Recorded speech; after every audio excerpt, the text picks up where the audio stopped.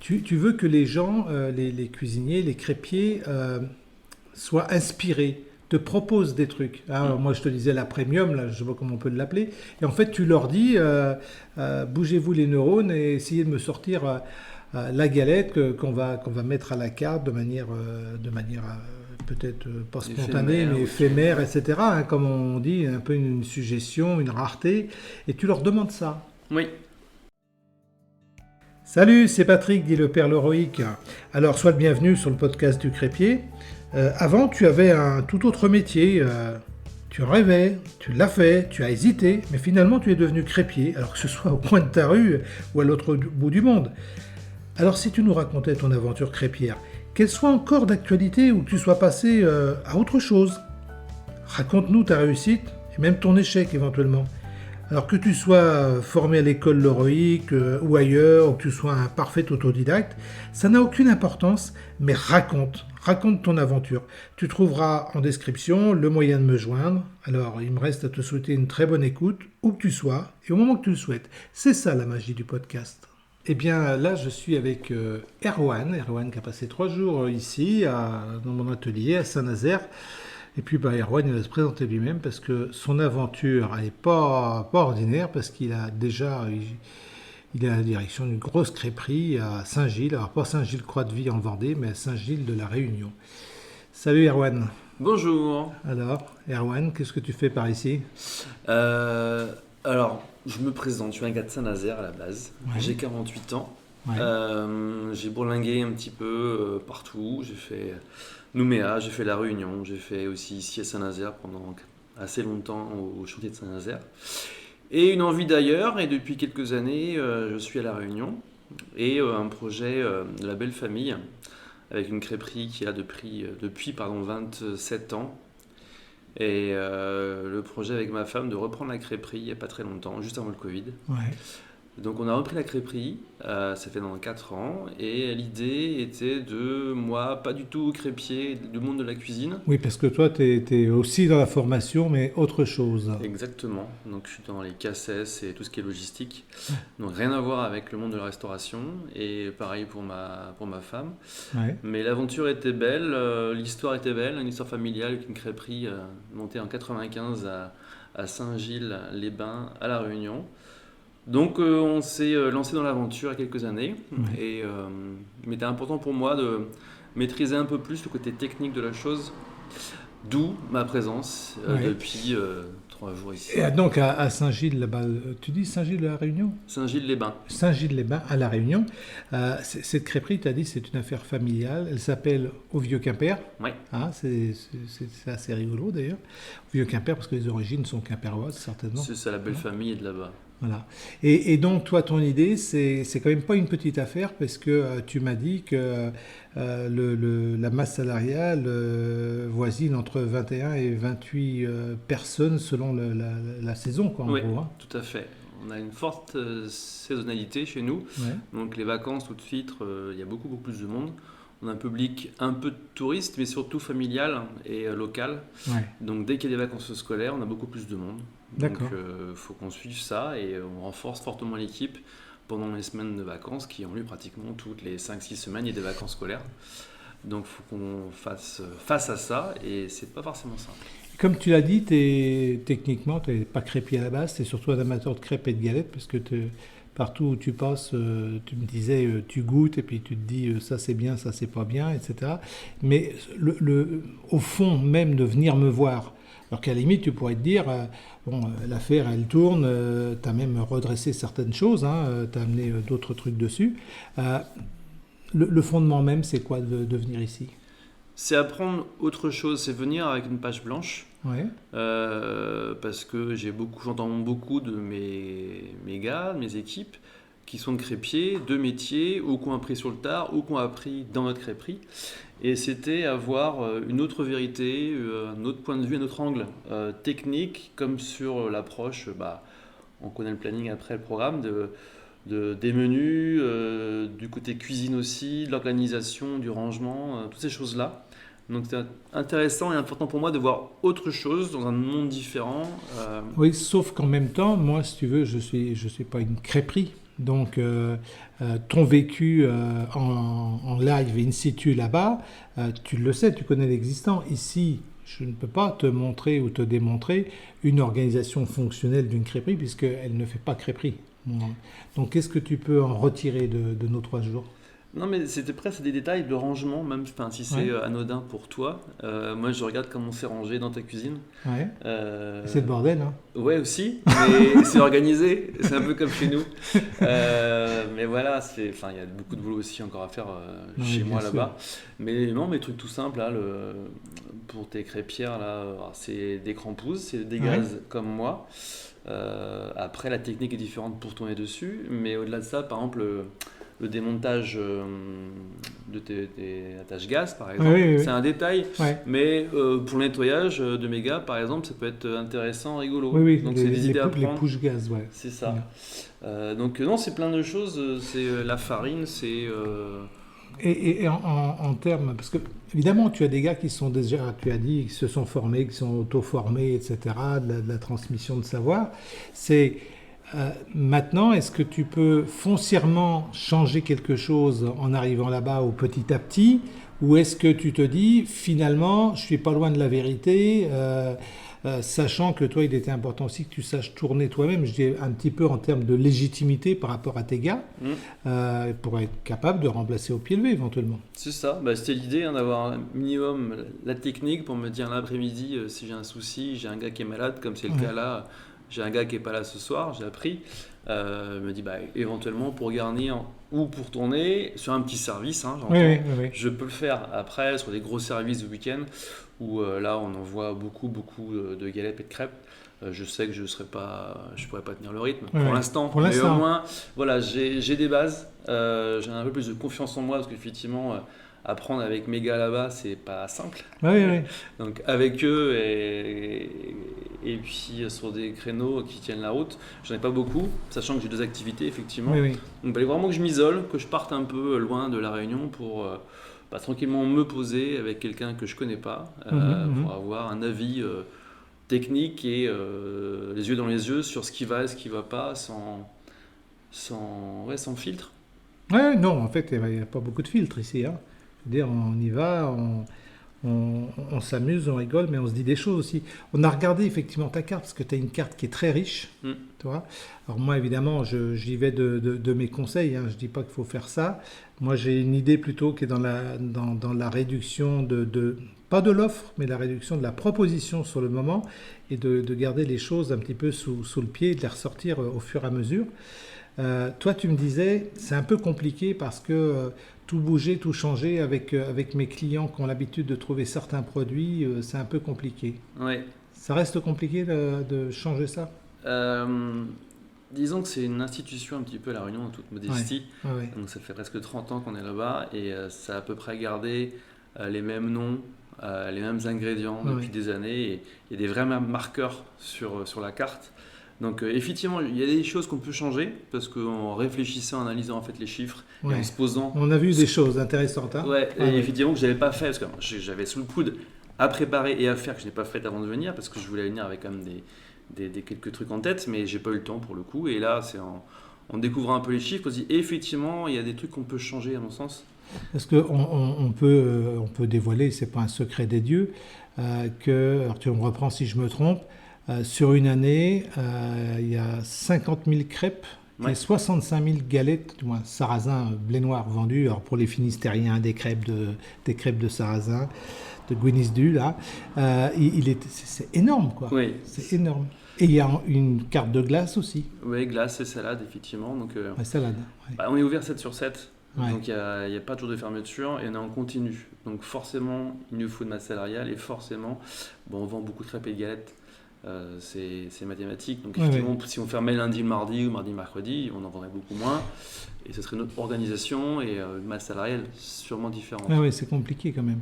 Mais on peut aussi profiter de cet enregistrement parce que même si tu n'étais pas crêpier à la base, maintenant je vais dire de ton mirador là-bas, et tu as observé beaucoup de choses dans ta propre crêperie là-bas au Vieux-Quimper. Quels sont les conseils que tu donnerais, toi, à quelqu'un qui se lance? Parce qu'on a parlé, d'abord, tu es plutôt dans la logistique, hein, tu as un œil aiguisé là-dessus. C'est même sur une petite crêperie, quelqu'un qui ouvre. Alors une petite crêperie, j'entends, qui peut avoir un profil un peu saisonnier, qui va recruter des saisonniers, etc. C'est sur l'organisation même du travail. Quels sont les rares conseils, les principaux que tu pourrais donner? Déjà, je suis assez d'accord avec toi sur si tu te lances, la carte simple, Ouais. simpliste presque, facile de lecture, de compréhension et d'exécution. Ouais. Ça, je pense que pour le départ, c'est à faire. Après, il faut réfléchir fortement à son projet. Ouvrir une crêperie, ça peut être vite quand je pars en cuisine. Oui, tout Donc, à il faut fait. vraiment un vrai projet, des vraies idées et une vraie envie. Donc pour la partie crêpe, après c'est choisir son bon matériel. Moi je m'interroge encore, je suis un grand pouce pour pas Oui, le oui, citer, oui. et la plupart le sont aussi, mais je me pose des questions sur d'autres manières de faire. Pas forcément en crampouze, pas forcément des billes gronds, donc j'ai des trucs en tête et on regarde ça tranquillement. Conseil, une carte simple, un vrai projet, après gaz, électricité, ça Ouais. c'est un autre débat. Mais tu parlais surtout ce vers quoi je t'emmenais, c'était en termes organisationnels, parce que toi, tu me disais que, par exemple, ta cuisine, bah, tu as des gens qui vont préparer des galettes, tu as les assembleurs après, tu as l'autre personne qui est à la plonge, et que la plonge, bah, c'est pas un petit boulot non plus. Tu as beaucoup de prétendants, mais quand tu expliques ce qu'est la plonge, il y en a un peu moins, C'est ça. hein, parce que tu en recrutes un, hein, d'ailleurs. Ouais, c'est ça, je suis toujours en recherche de plongeurs. Et un plongeur, un vrai plongeur, c'est comme des cuisiniers et des crêpiers, c'est compliqué à trouver. Ceux qui savent faire et ont envie, c'est quand même assez physique comme métier. Et on sait que c'est usant comme métier. Même si on met au maximum les choses pour que ça ne soit pas usant, c'est quand même un métier qui mérite, il faut quand même une force physique et puis de l'endurance là-dessus. En termes d'organisation, c'est relativement particulier parce qu'effectivement, on fait un peu de tout, salade, crêpes, galettes, et au service, on a une organisation un peu particulière avec effectivement quelqu'un qui va tourner sur les plaques d'un côté et l'autre qui va garnir. Oui, c'est ça. Avant, on n'était pas comme ça. En fait, c'est à l'usage. Avec les personnes qu'on a, on sait qu'il faut du débit et il faut lecture de tous les bons qui tombent. On s'est rendu compte qu'on est plus rapide. Quoi qu'il arrive, pour sortir les galettes en faisant comme ça. Plus rapide et j'allais dire, ce qui n'est pas le cas, mais je fais exprès d'employer ce mot-là, moins anarchique, parce que tu m'expliquais que quand on transmet un bon, bah, ça part tout de suite, sauf que ce que tu n'aimes pas, et tu veilles à ça, c'est que par exemple quelqu'un qui a un apéro, on ne va pas lui servir son apéro et sa galette en même temps, parce que l'apéro, c'est le moment détente aussi, quoi. C'est ça. Donc tu veilles beaucoup à ça, toi. Ouais, parce que c'est important de passer un bon moment à la crêperie. On réserve pour venir chez nous et nous on va s'arranger pour que les gens prennent le temps, même si on va vite à servir, vite à lancer. Les gens, s'ils veulent rester 2 heures chez nous, ils resteront 2 heures. Certains à côté de chez nous, eux, c'est qu'annoncé à 21h30 il faut quitter la table. Donc nous c'est pas ça, on va s'arranger pour pouvoir accueillir tout le monde. Donc effectivement, celui qui veut son apéro tranquillement, il se pose, il aura son apéro, et s'il veut prendre le temps, et ben, il aura le temps. En fait, il y a une lecture d'observation, quoi. Oui. C'est ça, quoi. Donc il faut qu'en salle aussi, on puisse gérer ça et que les serveurs soient aussi au fait de notre organisation, qui est aussi un peu particulière, pour être sûr que ça soit lissé en termes d'activité, tant au bar, tant qu'en cuisine, en fait. D'accord. J'ai une bonne équipe aussi là-bas, donc je leur fais confiance sur la mise en ébullition et l'émulation qu'ils peuvent avoir sur des idées dans tous les sens, sur des présentations, sur les suggestions, etc. Mais là, il y a quelques trucs aussi qu'on a vu ensemble, c'est déjà envoyé sur un WhatsApp, sur le groupe. Et, ça, tu ne m'as même pas demandé autorisation. Non. C'est vraiment un salope. Et donc les petites photos, les petits montages, explications, les petits dessins que j'ai pu faire, c'est envoyé comme ça peut germer à mon retour. Et puis si j'ai envie de s'éclater avec, il n'y a pas de pression, j'impose de rien, mais c'est juste voilà. Un truc qu'on peut dire, parce que tu as envie, en cuisine, tu as envie aussi que, ça c'est un truc qui m'a bien plu à entendre, tu veux que les gens, les cuisiniers, les crêpiers, soient inspirés, te proposent des trucs. Moi je te disais la premium, là, je vois comment on peut l'appeler, et en fait tu leur dis, bougez-vous les neurones et essayez de me sortir la galette qu'on va mettre à la carte de manière peut-être pas spontanée, mais éphémère, etc. Hein, comme on dit, un peu une suggestion, une rareté. Et tu leur demandes ça. Oui. Oui, parce que si on est passionné par ce qu'on fait, faire que de la complète, la jambon de fromage toute la journée, à la fin, ça peut être rébarbatif. Et la routine qui c'est la routine, et tout de suite, ok, on s'est tourné, on sait faire un truc propre, et c'est très bien de le faire aussi, très bien, mais se dire, tiens, je peux me faire plaisir, j'ai goûté ça, j'ai vu ça à la télé, ou bien j'aime bien ces goûts-là. J'ai envie de tenter. J'ai envie de tenter, et est-ce que je peux le faire? Bah oui.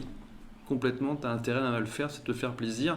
Et ce qu'on essaie de mettre en place depuis quelques mois, c'est vraiment l'équipe cuisine qui se met en route. On peut avoir un leader, entre guillemets, sur l'idée. Ouais. Et derrière, chacun va ramener, entre guillemets, sa sauce. Donc des fois, c'est un gars qui va faire la sauce parce qu'on va donner les ingrédients. C'est un jeu de mots, c'est ça. Et c'est lui qui va détailler ça. Et puis, avoir... Bon, il n'y a pas de budget, c'est en général, c'est quand je passe en fait dans les rayons, quand je fais mes courses, je dis tiens, grosse promotion sur la crevette, machin. Là, c'était la langouste de Madagascar quand je suis passé dans les rayons. Un coup, c'est les grosses gambas, là. Ouais, Donc, ce soit, peu importe en fait, ce soit de la viande ou pas, des fruits de saison, on adore ça. Il y a la fraise en ce moment à La Réunion, donc les fraises. Après, ce sera bientôt la mangue. C'était le papaye il n'y a pas très longtemps. Donc, c'est une suggestion sucrée. Et c'est vrai qu'il y a là-bas, il y a de la papaye et de la mamaille. Oui. Ah, tu sais quoi on ramasse la papaye? Oui, avec les mamans. Avec la foufourche. Avec la foufourche. Mais en fait, pour être sérieux, et les gars, ils sont très preneurs de ça. Et puis comment vous faites? Alors, ils élaborent un truc, un qui s'occupe de la sauce, l'autre qui s'occupe des crustacés, par exemple, un autre qui va mettre l'accompagnement. Et après, vous goûtez ça ensemble à un moment où vous dites, on met quelque chose, on fait. En général, c'est déjà prévu presque le week-end d'avant. Ouais. Et tout doucement, l'idée est lancée. On a un petit groupe là, WhatsApp, ou bien c'est juste un échange oral entre les différents gars. Parce qu'on a des équipes du lundi, mardi, ou du mercredi, jeudi, bref. Mais ça se croise quand même à un moment donné. Et on fait les appros par rapport à ça. Donc l'idée germe. Il y a les ingrédients principaux. Et après, au fur et à mesure de la semaine, nous on fera les appros correspondant à ça. Et puis le montage, en général, il y a un premier jet qui est fait le vendredi, avec une petite photo ou un petit ajustement, donc on goûte. Collectivement, on est plusieurs à goûter. La salle goûte aussi. Ceux de la salle goûtent, donnent leur avis. Ah oui, de la salle, les serveurs de salle. Oui, pardon, oui. Ah oui. Donc nous, on goûte. La cuisine, on propose, donc elle sait ce qu'elle propose en général. Mais après, le mix de tout, le mélange de tout ça avec, le mélange sarrasin, plus la petite crème curry, plus la crevette, machin. Est-ce que ça en bouche, c'est sympa? Est-ce qu'il faut rehausser un petit peu la purée de patate douce? Encore le sarrasin qui est là, etc. Ouais. Et donc, c'est vraiment collégial. Et puis, la salle, des fois, assez pertinente aussi, parce que j'ai du personnel en salle, mais qui a fait la cuisine aussi avant. Donc, ça aide d'avoir aussi un palais là-dessus. Et puis, la couleur, le petit zeste qui manquait pour la présentation et le petit goût pour rehausser le dessert. Et vraiment, c'est cool. Et tu sens que ça mobilise tes crépiers, ton équipe, ça les sort un peu du truc, quoi. C'est ça le truc. Le but du jeu, il est là. C'est ça, c'est qu'ils se fassent plaisir. Ouais. S'ils se font plaisir, vraiment dans l'assiette, ça se verra. Ouais. Donc le client sera content. Et ceux en salle sont contents de vendre quelque chose qu'ils ont goûté, 2, ils adhèrent, et 3, s'ils adorent, encore mieux. Vraiment la derne des dernes. La derne des dernes. C'est une réflexion, ce que je t'écoute, c'est passionnant. Et je me dis, par exemple, si tu n'avais pas cette affaire-là qui est là, si tu n'avais pas eu à reprendre cette affaire de famille donc qui existait avec effectivement un existant, etc., d'un savoir-faire qui était là, tu dis 30 ans de présence, si tu t'imaginais aujourd'hui qu'il n'y ait pas cet historique-là et que tu reprennes une crêperie qui n'est pas dans la veine, dans les gènes, etc., est-ce que tu aurais eu la même attitude ou est-ce que tu aurais flippé comme un malade? Je sais pas. Parce que notre crêpe, c'est encore dans la tête. Pourquoi pas? Pourquoi pas un jour, ailleurs. J'ai été à l'étranger il n'y a pas très longtemps pour m'inspirer, respirer. Oui, mais maintenant tu as du savoir. Oui, c'est ça. Mais imagine-toi totalement béotien. Voilà, et il y a une crêperie à reprendre. En gros, quel conseil tu donnes à quelqu'un? Il y a une crêperie à reprendre, apparemment ça fonctionne bien en saison, etc. Il est tenté de changer de vie, de changer de métier. Toi, tu étais complètement sur autre chose. Qu'est-ce que tu as envie de lui dire aujourd'hui à ce prétendant? Il faut savoir tout faire. Ouais. Pour pas être dépendant des autres déjà. Ouais. Donc c'est savoir tourner, avoir quand même une notion de cuisine, ça serait bien. Un peu, Pas forcément être cuisinier, mais avoir aimé ça. Et puis effectivement, trouver le bon spot. Ouais, important. Hein. Ouais, mais avoir effectivement les cojones de le faire. Et ça, c'est de moins en moins. Ou bien, effectivement, il y en a plein. Hein, cojones, vous regarderez en dictionnaire. Hein. C'est ça. On l'entend dans beaucoup de films aussi. À la fois, il y en a de moins en moins et de plus en plus. Effectivement, les gens ont tellement envie de changer d'air, de choses, faire quelque chose de leurs mains, que effectivement, on en voit de plus en plus. Parce qu'il y a quand même une réalité. Qui est la finalité, c'est quand même de gagner sa vie, de ne pas perdre la clientèle, de la développer, etc. Et peut-être aussi de penser, je ne sais pas quelle est ton analyse là-dessus, c'est la crêpe et la galette, souvent je le dis, elle souffre à la fois de sa bonne et de sa mauvaise image. C'est-à-dire, on a tous des émotions, ça nous rappelle toujours quelque chose, des vacances, un grand-père, une vieille tante, etc. Et à côté de ça, on est loin quand même de la crêpe qu'on fait sauter dans la poêle à la chandeleur à la maison. C'est quand même un métier de la restauration. Donc effectivement aussi, parfois il faut ramener le rêve à la réalité, de se dire que c'est un métier de bouche et que y a ses règles, il y a ses us et ses coutumes quand même. Ouais, mais après, je pense que chacun a sa Madeleine de Proust et potentiellement...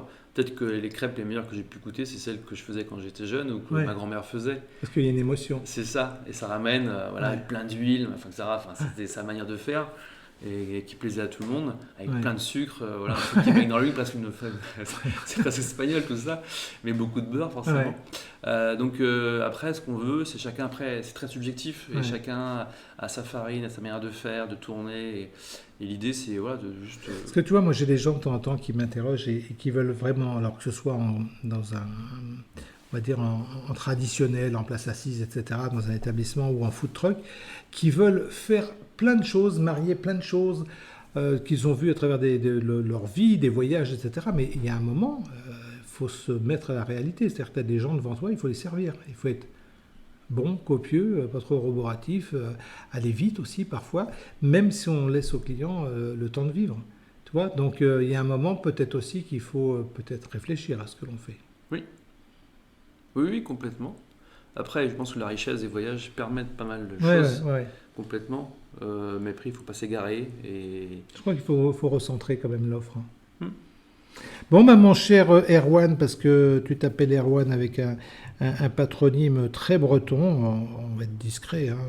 On n'est qu'à chercher, tiens, c'est forgeron en français. Voilà, et puis moi, c'était plaisant de t'avoir avec moi aussi. Et puis, qu'est-ce qu'on dit ? Kenavo Avechal. Nartrouve, comme on dit à La Réunion autrement. Comment ça se dit ? Nartrouve.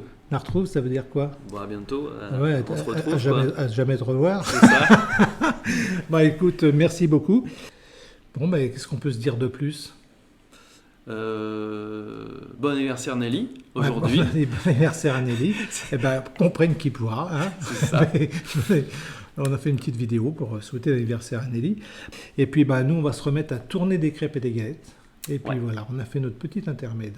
Parce qu'on nous l'a rappelé tout le temps, en mettant une petite musique de fond. Tout à fait. Que c'est sur Spotify qu'il faut prendre l'abonnement. Premium. Premium, tout le temps. Non, toujours. Je vais leur réclamer du fric. C'est ça. Bon, allez, merci beaucoup. Je t'en prie. À bientôt.